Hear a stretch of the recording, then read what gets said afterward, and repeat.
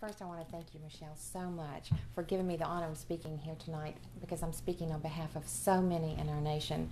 A few weeks ago, Michelle also gave me an opportunity to speak and give a few brief remarks at the Mont Eagle Memorial Day tribute, and for that I was very appreciative. For millions of families across the nation, that Memorial Day, just like Veterans Day, is every day. It is not just one day out of the year. I would like to begin by taking a moment to recognize anyone in this room who is a veteran. And would you please stand if you're here? Okay, now what I'd like to do is, if you are a family member of a veteran, would you please stand? I personally salute each one of you, and I thank you for being here tonight.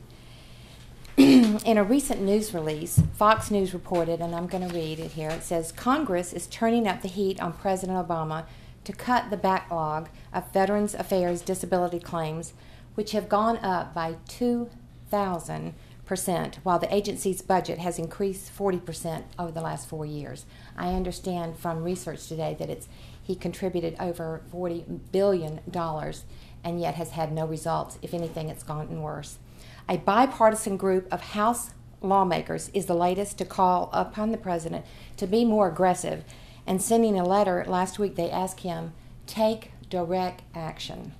Brian Williams of the NBC Nightly News, he stated, and I'll quote, this nation has launched and fought 2 wars over the past decade, but for the millions who have served with distinction, their country is supposed to live up to its side of the bargain and provide benefits as a condition of their service.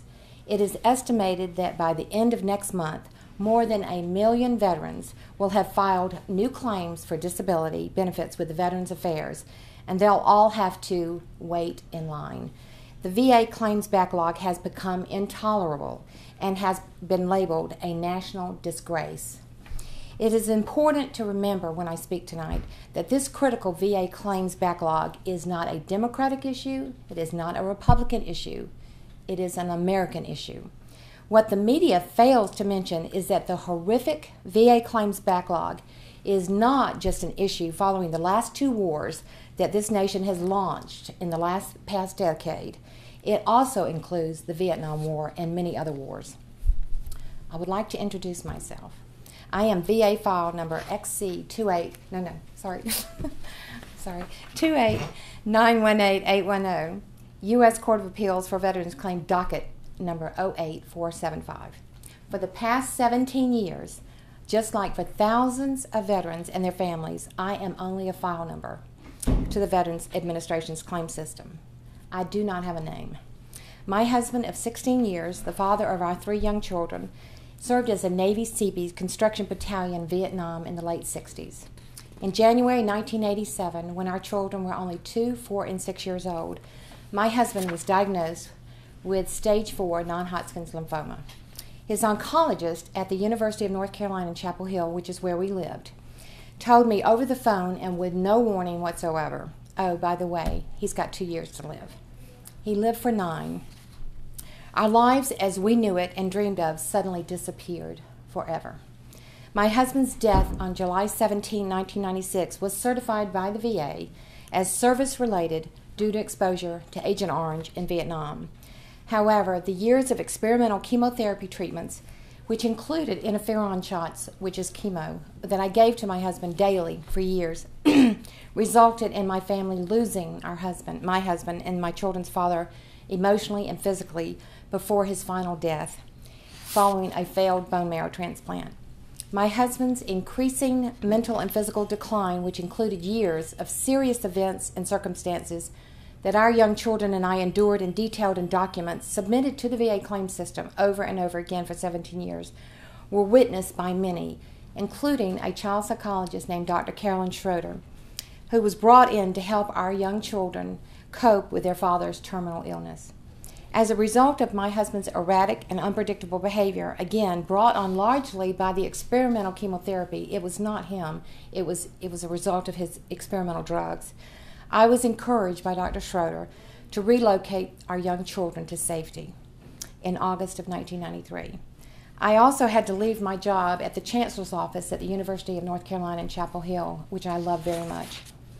Dr. Schroeder stated in her medical assessment that was submitted to the VA claims system, and I quote, in part, "Over the course of his disease and treatment, he changed from a loving, caring, and compassionate person to one who was clinically depressed and exhibited erratic and unpredictable behavior, including verbal and physical abuse of his wife.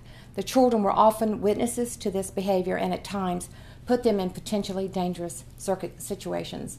I assure you, there's a lot more to that story. One of my husband's oncologists, Dr. James F. Smith, Jr., stated in his medical assessment, in part, that he had a severe psychiatric decompensation which lasted until the end of his life. Following my husband's death in 1996, and with 3 young children to raise alone, I filed for my VA DIC spousal benefits, only to learn that a person from Oregon who was living with him briefly had filed for my benefits with false information immediately after my husband's death. This person had also submitted a fraudulent divorce decree in the VA DIC application.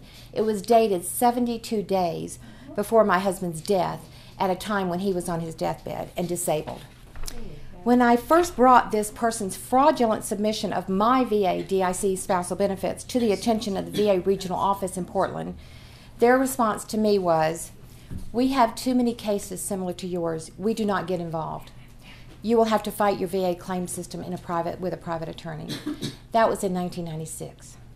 Unlike the requirements mandated by the Social Security Administration nationwide, the VA claim system did not even bother to verify the documents of the application and the false documents submitted.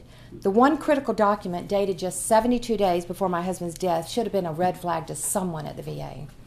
When I brought the official VA ruling for VA certified Agent Orange deceased victims spousal benefits, which states, and I quote, this is if you're eligible, "Spousal benefits are granted if separation occurred due to the veteran's misconduct without fault on your part." To the attention of the VA claims representative, they did not even know to what I was referring. When I detailed additional and unquestionable VA legal violations, the VA claims representative again were clueless. The horrific circumstances which resulted in my 3 young children and I being forced to relocate to Georgia in August of 1993 had been detailed and confirmed repeatedly in medical assessments, support letters, and documents submitted to the Georgia VA Regional Office in Atlanta for over 15 years, and to the Board of Veterans Appeals hearing, which I had a hearing in Washington, D.C. in 2008. The Veterans Administration did not care. Our 3 young children and I were just a number. The VA has simply moved our file from one desk to another. In the summer of 2007, after paying a large amount of legal fees, our oldest son and I traveled to Chapel Hill for a court hearing that I personally had to request. On December the 2nd of 2008, my Chapel Hill, North Carolina attorney called to tell me that the North Carolina courts had ruled the fraudulent divorce decree filed by that person in Oregon null and void. I was elated. I said, "Oh my goodness, finally, the VA claim system will finally make right their blatant mistake and absence of legal judgment that made the loss of my husband and my children's father even more painful for years." I was very wrong. The 2008 court ruling was submitted to the VA claim system. In April of 2008, I flew to Washington, D.C., and I had a hearing before the Board of Veterans Appeals. Prior to the hearing, the DAV, which is the Disabled American Veteran Representative, who attended the meeting with me in Washington, he reviewed my file, and he said to me, he sat me down and he said to me, and I quote, "The VA regional office in Atlanta really dropped the ball in your claim. With my experience, it is my strong guess that they will never admit it." As we walked down the hall to the hearing, he further stated to me, "You do know what the VA's unwritten policy is, don't you?" And I said, "No." And he looked at me and he said, "The VA's unwritten policy is stall, deny, and hope they die." On July 22nd of 2008, following the Board of Veterans Appeals hearing in Washington, D.C., I received another denial for my DIC spousal benefits. In September of 2008, after 15 years in the office of the president of a public college, I also lost my job because I had finally put in objections to crossing unquestionable ethical and fiscal lines requested by the president of the college. This dramatic event was another life-changing event and made my long and difficult battle with the VA claim system even more stressful for my young children and I, because they depended on me only. It has now been 17 years since I first began filing countless VA DIC spousal benefit claims, forms, documents, faxes, obtaining medical assessments, attending legal proceedings in Chapel Hill, Atlanta, Washington, D.C., and sending hundreds of emails and faxes to VA officials and legislators asking them to please address the unquestionable, fraudulent, illegal, and horrific injustice our family has suffered, which continues today, still unresolved. I ask you to each take a moment and put yourself in my position. What would you do if faced with the same injustice and indifference by the VA claim system after losing your spouse of 16 years, the father of your 3 young children, from exposure to Agent Orange that was certified by the VA service-related?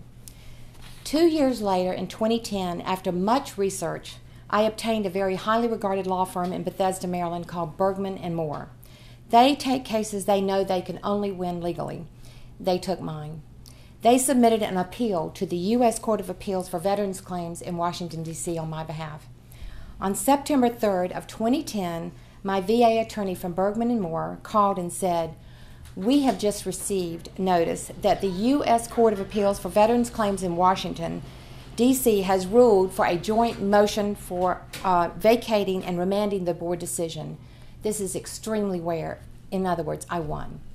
In other words, the U.S. Court of Appeals for Veterans Claims vacated and remanded the years and years of denials from the Board of Veterans Affairs and for my claim, for my benefits. My attorney further stated that, again, that it is very, very rare.